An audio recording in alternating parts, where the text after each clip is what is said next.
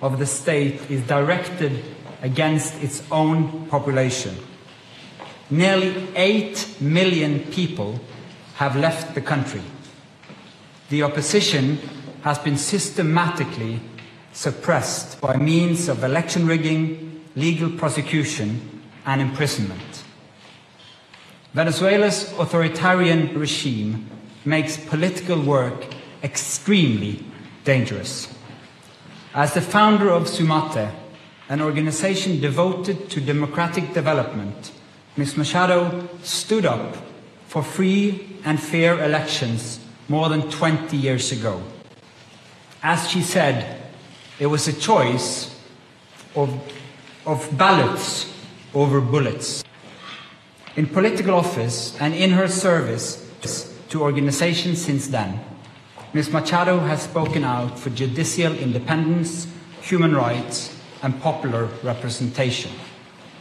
She has spent years working for the freedom of the Venezuelan people.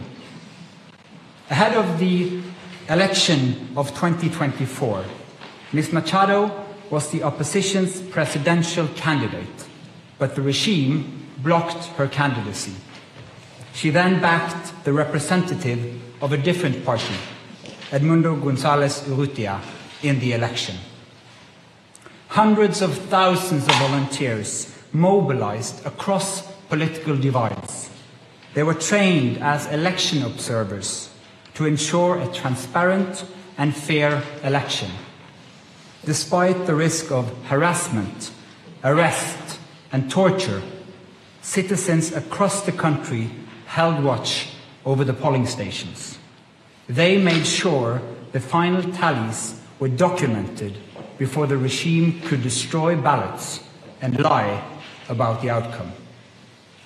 The efforts of the collective opposition, both before and during the election, were innovative and brave, peaceful and democratic. The opposition received international support when its leaders publicized the vote counts that had been collected from the country's election districts, showing that the opposition had won by a clear margin. But the regime refused to accept the election result and clung to power. Democracy is a precondition for lasting peace. However, we live in a world where democracy is in retreat, where more and more authoritarian regimes are challenging norms and resorting to violence. The Venezuelan regime's rigid hold on power and its repression of its population are not unique in the world.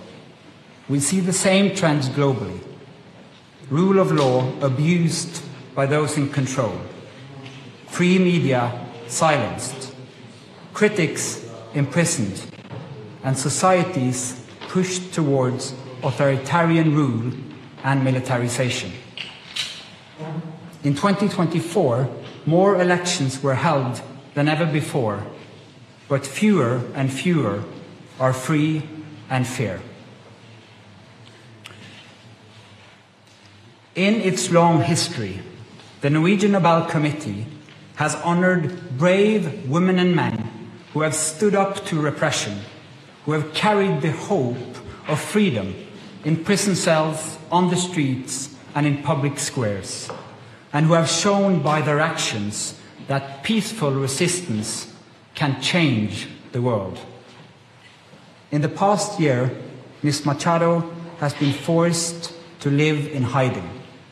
Despite serious threats against her life, she has remained in the country, a choice that has inspired millions. When authoritarians seize power, it is crucial to recognize courageous defenders of freedom who rise and resist. Democracy depends on people who refuse to stay silent, who dare to step forward despite grave risk, and who remind us that freedom must never be taken for granted, but must always be defended, with words, with courage, and with determination.